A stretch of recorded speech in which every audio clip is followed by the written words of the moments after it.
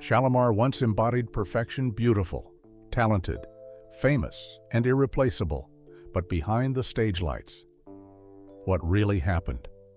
Beyond the disco hits that set dance floors ablaze, there was heartbreak, betrayal, anger, and unspoken pain. This is the tragedy of people who once held the world in their hands, only to lose it all to wounds that never healed. Jody Watley left in tears. Jeffrey Daniel lived with eternal regret. Howard Hewett carried lifelong remorse. They were no longer a group, just three broken pieces. What shattered them so completely? To find the answer, we must trace their story back to its roots. In the early summer of 1977, Los Angeles burned under the sun, as if the entire city pulsed to the disco fever. On the Soul Train set, funk music bounced off the walls, neon lights flickered hypnotically, and the crowd roared in a frenzy. At the heart of this whirlwind, Jody Watley stood out on the dance floor, her curly hair bouncing, silver jumpsuit shimmering, and eyes blazing with ambition. Beside her, Jeffrey Daniel glided to the beat, his body merging with the music, drawing every gaze to his flawless moves.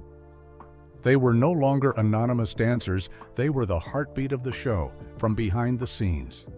Don Cornelius watched, his sharp eyes tracking their every move, as if planting the seeds for a plan grander than any song ever played there. A few blocks away, the air in Solar Records' office was thick with cigarette smoke amid scattered vinyl records. Dick Griffey fixated on the single Uptown Festival, a Motown medley that had shot up the Billboard charts.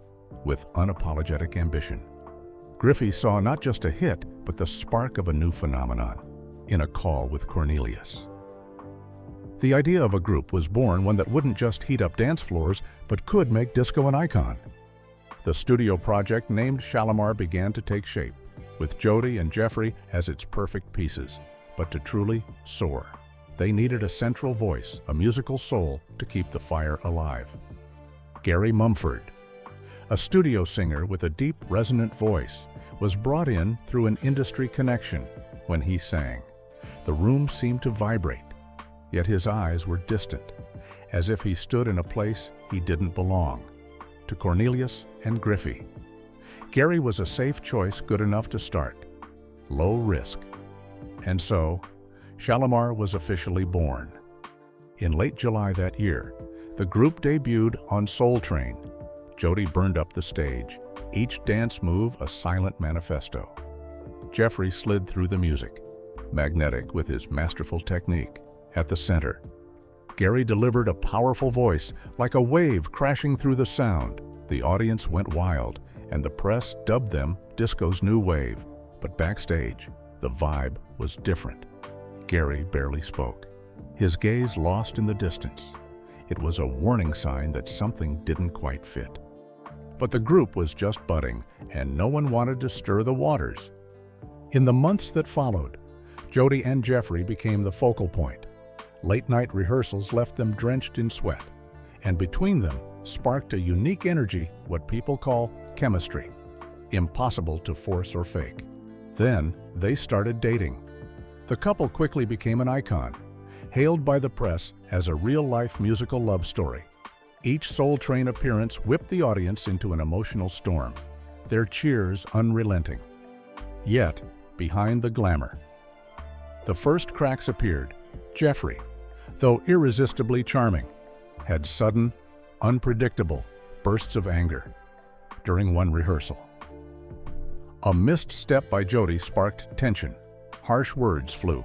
Jody didn't back down, but small clashes began to emerge, hinting at danger. Griffey, watching from the sidelines, sensed the simmering tension, a ticking time bomb. The relationship between Jody and Jeffrey, once a dreamy romance under disco lights, was turning into a tangled maze. One night after a show, at a West Hollywood bar, a drunken Jeffrey publicly criticized Jody in front of friends. A new wound was carved, the start of a storm. In early 1978, Los Angeles still basked in radiant sunshine, but inside Solar Records, the air was stifling. Gary Mumford, the lead singer, abruptly left, leaving only rumors that he couldn't handle Griffey's harsh management or the petty disputes of the young lovers. In the meeting room, Griffey and Cornelius couldn't hide their stress. Shalamar had just climbed the first rung of success. Stopping wasn't an option. They needed a replacement immediately. Gerald Brown, a warm-voiced studio singer, was called to audition. He sang a piece of Uptown Festival, his voice brimming with vitality, shifting the room's mood. Griffey made a swift decision. Gerald was in, and Shalamar's machine rolled on. His arrival was a breath of fresh air, but also piled immense pressure on him. Jody and Jeffrey, already a tight duo from their Soul Train days, had a chemistry that made any newcomer feel like an outsider. Despite efforts to fit in, Gerald sensed he was merely filling a void, not truly embraced. When Take That to the Bank rocked Soul Train that fall, Shalamar soared as a phenomenon, but behind the spotlight, Gerald realized the promises made didn't match reality. Confronting Griffey, he met only cold indifference. By winter 1978, Gerald's patience hit its limit. In a meeting, he erupted angry, disappointed, hurt, and walked out, leaving Shalamar reeling. His exit fueled doubts about Solar Records.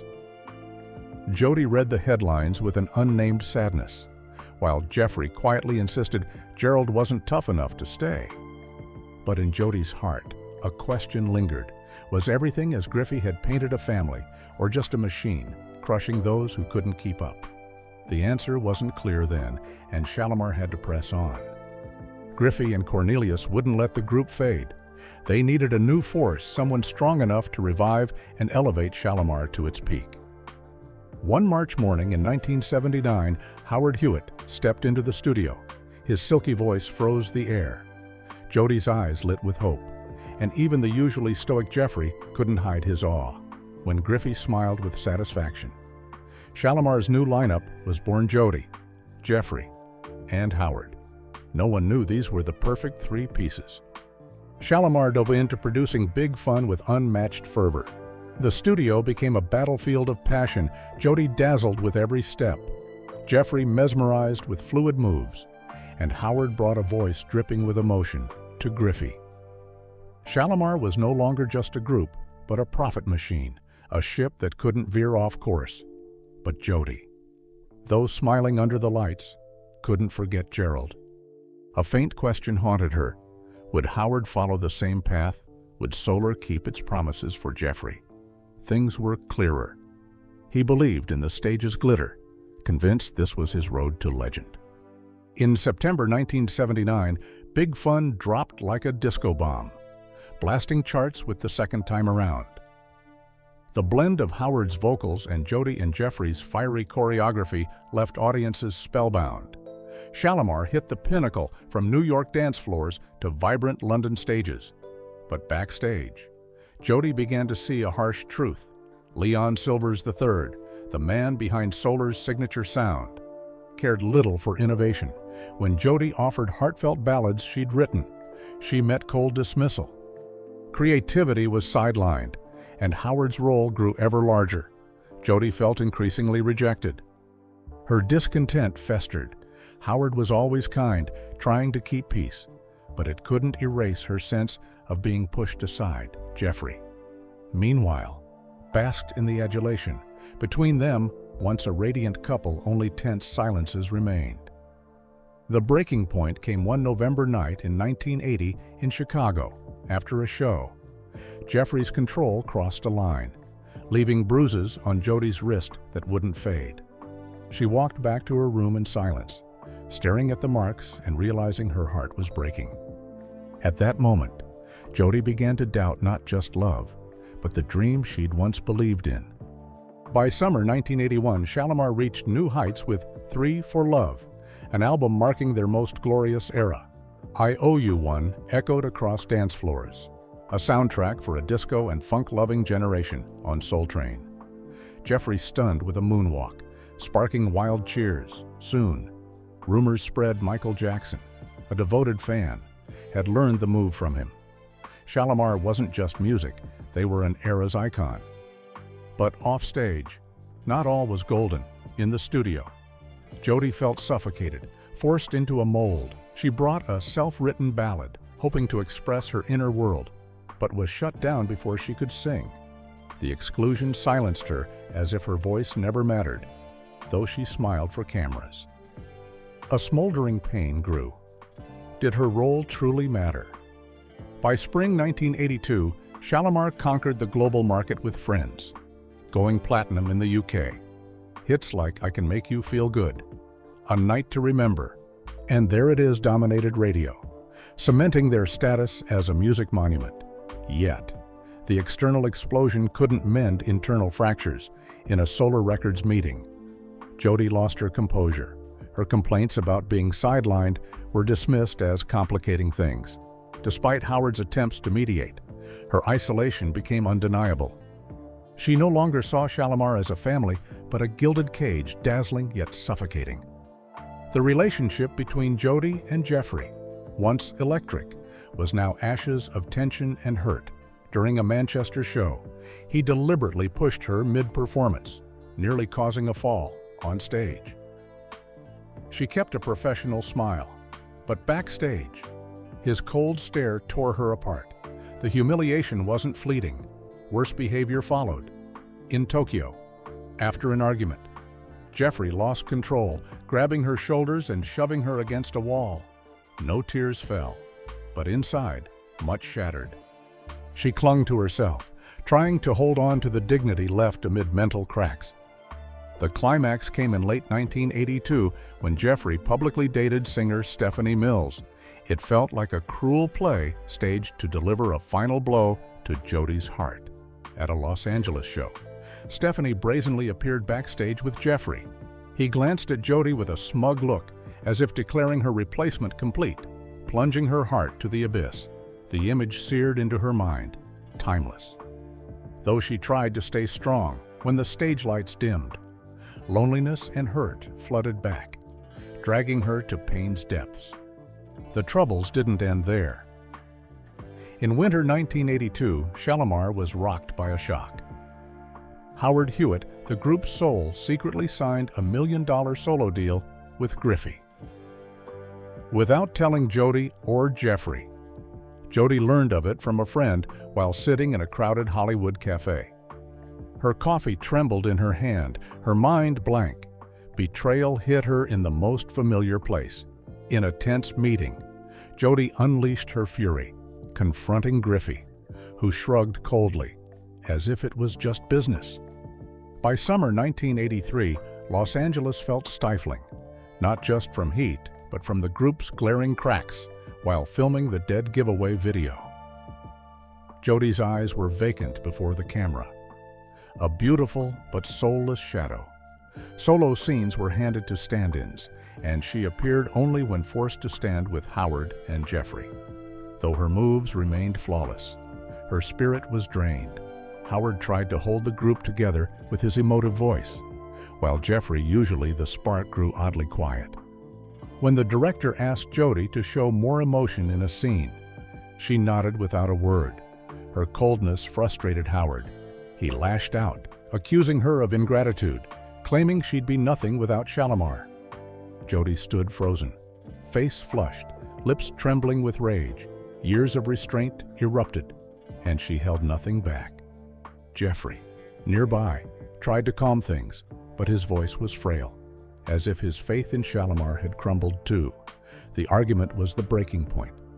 After the shoot, Jody sat alone in the dressing room, eyes red, a monumental decision growing within. She recalled the vibrant Soul Train days, when each step was a declaration of freedom and passion. But now, Shalamar was a prison, where betrayal and control choked her dreams. Jeffrey's bruises, Silver's dismissals, Howard's secret deal, all were deep cuts. She knew it was time to leave. In late June 1983, at Solar Records' office, Jody appeared with icy calm. She announced her departure, ending the lies and schemes. A stunned Griffey tried to sway her, citing the group's future, but Jody was unshaken. She stared at him, then glanced at Jeffrey, who looked down, and Howard, who feigned calm, but whose eyes betrayed panic. Their silence said it all. She left the room, leaving behind a fire that had burned out. Her final Shalamar performance was at an outdoor Los Angeles stage in mid-August 1983, the last time the trio stood together. Under dazzling lights, fans cheered wildly, unaware they were witnessing an icon's end, in a fiery red outfit. Jody performed with her remaining energy, as if burning away painful memories. The crowd roared, oblivious to the finality. Backstage, Jody packed in silence, stepping out. Sunlight hit her eyes, but a strange relief filled her. Jeffrey watched her leave, his heart heavy. He knew he had no reason to stay. Days later, he too left. Howard, now alone, stood amid the wreckage of a dream, unsure whether to go on or let go. Shalamar's golden lineup disco's pinnacle shattered quietly, leaving an unfillable void. The golden lineup's collapse stunned fans. The press called it the death of a disco legend. For Jody, it was liberation after years of conflict and sacrifice. Back in her small Los Angeles apartment, surrounded by mementos, a gold record, a soul-train photo, she felt pain give way to hope. She'd bet everything, believing she could stand on her own. Jeffrey married Stephanie Mills, but his public move to hurt Jody tarnished his image further. Howard stayed with Shalamar, but the group never regained its glory. Griffey rushed to find new members, but Shalamar's soul was gone. By late 1983, Shalamar returned with a new lineup: Howard Hewett, Mickey Free, and Delisa Davis. But as hopes rose for a new chapter, Solar Records made an unforgivable mistake. They continued using Jody Watley's image and name in promotions, from New York posters to London TV shows, misleading fans into thinking she was still part. Meanwhile, Jody had embarked on her solo career. When a fan sent her a London poster, she froze. Her image beside Howard and Jeffrey stirred joy and sorrow. A sense of exploitation crept into her every breath. She sent a legal warning to Solar, demanding they stop. Their tepid response only deepened old wounds. To Jody, it wasn't just legal, it was her honor being gambled for profit again. Though Shalamar pressed on, its former shine faded. Fans kept comparing, longing for the golden days. Howard, still commanding on stage, couldn't deny a growing emptiness amid thousands of lights. He searched for familiar faces, but Jody and Jeffrey were mere shadows in memory. Fans' chatter that the group wasn't the same hit his pride harder than any critic. Mickey Free brought rebellious rock flair. Delisa Davis shone with fresh energy, but neither could fill the past's absence. Griffey demanded a breakthrough, proof they could survive without the old lineup. Howard nodded, but doubt gnawed. The glory days with Jody and Jeffrey replayed like a rewound film. Now, he felt he was steering a cracked ship, unsure where it could go. Across town, Jody quietly wrote her life's next chapter. Her small apartment overflowed with papers, drafts, and unfinished melodies. Each lyric was a claim to her autonomy.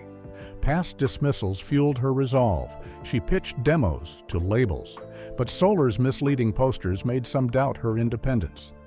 Setbacks didn't stop her. She teamed with young producers, experimented with new sounds, and spent hours in the studio. This wasn't just an album, it was a declaration that Jody Watley didn't need Shalamar to shine. Every step, every note, was now to affirm herself, with all the pride and scars etched in her heart. By summer 1985, Shalamar was sliding. Stages once ablaze with cheers grew sparse, the old frenzy a memory. Howard, once the group's soul, felt trapped in a hollow shell where glory had faded. Mickey and Delisa fought to keep the fire, but his heart had cooled. One evening, he quietly entered Griffey's office and said goodbye. He knew it was time to go. The harsh words he'd aimed at Jody echoed painfully, reminding him he too struggled to find his path. His exit closed Shalamar's final golden chapter, leaving a once legendary name a faint shadow without a soul. After Shalamar's upheaval. In May 1986, Howard went to Miami, seeking peace with his girlfriend, Mari Molina's family. One sunny afternoon, Mari asked him to return a rental car. He agreed, unsuspecting, but as he parked in an empty lot, DEA agents swarmed, guns drawn. Before he could grasp what was happening, Howard was cuffed and shoved into a police car. Unbeknownst to him, Mari was tied to a drug trafficking ring, and the errand was part of a deal. In interrogation, Mari, to save herself, pinned the blame on him, claiming he knew everything. The betrayal was a gut punch. Fortunately, clear evidence proved his innocence, and he was acquitted. But the media wasn't as forgiving. Tabloids pounced, turning the soul star into a fallen icon. Back in Los Angeles, Howard lived in the shadow of public scorn and haunting memories. He'd lost not just his reputation, but his direction, sinking into a depression he didn't know how to escape. While Howard struggled to rise, Jody Watley soared. In spring 1987, her debut solo album dropped. And Looking for a New Love hit the top 10. The hit wasn't just commercial success, but a bold statement of independence. For the first time, she controlled every aspect of her music, from lyrics to image, on a Los Angeles stage. Spotlights crowned her, fans chanted her name, and Jody knew she'd stepped out of Shalamar's shadow into her own light. 3 top 10 hits and a Grammy made her a pop/R&B icon, shattering the prejudices that once weighed her down. Yet, old wounds never fully healed. Each time, Looking for a New Love played on the radio, Jody recalled past cruelties. A void remained for Jeffrey and Howard, once her family. Now distant memories, reading about Howard's Miami scandal. She felt a pang of pity, but the distance was too great to bridge. For Jody, Shalamar's remnants were a costly lesson in trust, betrayal, and a woman's strength to survive a cold industry. By September 1987, Howard tried to rise from the ashes. He released a solo album, collaborating with Dionne Warwick on Another Chance to Love. But the old glory didn't return. Jody's vibrant voice filled the radio, and he couldn't help but feel bitter regret. Images of Jody, Jeffrey, and him rocking stages replayed like a rewound film. Now, he was a lone singer, rebuilding, while she soared to heights he'd once thought she couldn't reach. Jeffrey Daniel had long retreated from the spotlight. Post-Shalamar, he turned to choreography, notably coaching Michael Jackson's Moonwalk. He was remembered for that, but in music, his name faded. He married Stephanie Mills, but the past haunted him. Hurting Jody in 1983 left a stain he couldn't erase. At a Los Angeles music party, Jody unexpectedly met Stephanie. The two women, each carrying their past, talked and buried old grudges. But for Jeffrey, reconciliation was out of reach. He lived with regret, knowing some mistakes can't be undone, and the old glory and friendships were untouchable memories. In a rare 1990 interview, he spoke of Shalamar with longing that they'd had it all but let it slip away. In early 2001, Howard and Jeffrey, driven by a desire to revive the past, reformed Shalamar. Carolyn Griffey, Dick Griffey's daughter, was chosen as the new female voice. Her youthful, powerful vocals breathed new life into the group. International tours kicked off, from lively UK stages to glittering nights across Asia and the US. Though fans missed the legendary lineup, they embraced the new version warmly. Howard, on stage, rediscovered parts of his old self. Jeffrey's masterful moves wowed younger crowds, but deep down, they knew without Jody, Shalamar wasn't whole. With that regret, in summer 2005, a bold plan emerged to reunite the golden lineup for an Asia tour. An invitation was sent through an intermediary, with faint hope Jody might reconsider. But she, at her solo career's peak, firmly declined. Her brief reply was a cold splash on their budding dreams. Jody's absence left not just a stage void, but a wave of fan disappointment.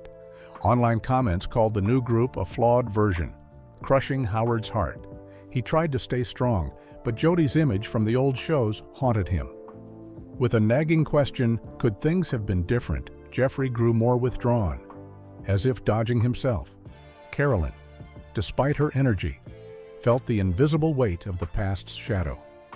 It seemed the story would fade, but in April 2018, old wounds were reopened when a legal battle erupted. Carolyn Griffey, backed by her mother, Carrie Lucas, claimed ownership of the Shalamar name in the UK and nearly 30 European countries. Expanding to the US, she hit a wall, Jody Watley, holding the US trademark. Jody took the case to court, armed with evidence of her irreplaceable contributions from her first Soul Train steps to global hits. The ruling favored her, affirming her US rights. But the victory brought no joy. Deep down, she was weary of endless battles with people once part of her core memories. In an interview, she shared her sole wish to protect what she'd built. But she knew Shalamar wasn't just a legacy, it was a wound that never healed. Carolyn continued performing as Shalamar in Europe, sparking controversy. Fans felt betrayed, as if the glorious history had been fragmented. Online posts brimmed with regret. Shalamar should have been a symbol of unity, not wars and resentment. Howard and Jeffrey, caught in the storm, could only stay silent. In a rare moment of candor, Howard admitted he still wished they could sit as old friends and restore what was once sacred, but that remained a fantasy. Jeffrey, now mostly in Europe, avoided the drama, yet his eyes held an unspoken sorrow. On September 1st, 2023, in Camden, London, Shalamar was honored on the Music Walk of Fame. It was a seemingly perfect moment for Howard Hewett, Jeffrey Daniel, and Carolyn Griffey, a glorious mark after decades of dedication. Videos from stars like Lionel Richie filled screens, sparking prolonged applause. But amid the light, Jody Watley's absence was an unfillable void, holding the Shalamar name in the US. She chose not to face unwanted memories. After the ceremony, Howard stood quietly before the plaque, wishing she'd been there, though the honor was real. It carried a bitter taste without the key piece. Carolyn, though radiant on stage, couldn't escape Jody's shadow. She knew she wasn't the one fans longed for, despite carving her own mark. The public's gaze often recalled the old lineup. In an interview, she spoke of her pride in being part of Shalamar, but her eyes betrayed unspoken conflicts. Performing A Night to Remember, she felt like she was living another's dream, a role she couldn't fully rewrite. From summer 1977, when Shalamar was born under Soul Train's dazzling lights, to the Music Walk of Fame, honor, their story is a journey of glory and tragedy. Jody Watley, from a dreamy young dancer, rose to a pop/R&B icon, but success came with scars from betrayal, violence, and crushed hopes. Howard Hewett, whose voice captivated millions, carried regret for words he couldn't take back and near-ruinous scandals. Jeffrey Daniel, once dance's prince, lived with memories and remorse. On stage, Shalamar remained an icon, but backstage, they were fragments of trust, friendship, and unfulfilled dreams. Fans, looking back, feel a lump in their throats. They recall disco's golden era, when the second time around ruled dance floors, and Jody, Howard, and Jeffrey were gods in their eyes. But they also see the fractured foundation where ambition, jealousy, and hurt quietly eroded everything.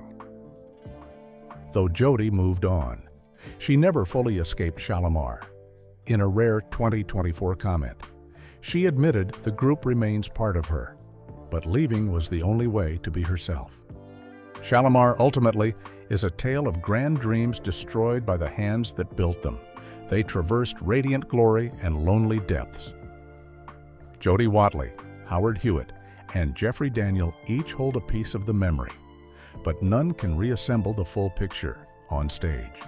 They were legends. Backstage, they were just people trying to live with what they couldn't let go. Yet, in fans' hearts. Shalamar remains a beautiful song and a cautionary tale of fame's price dazzling, but fragile.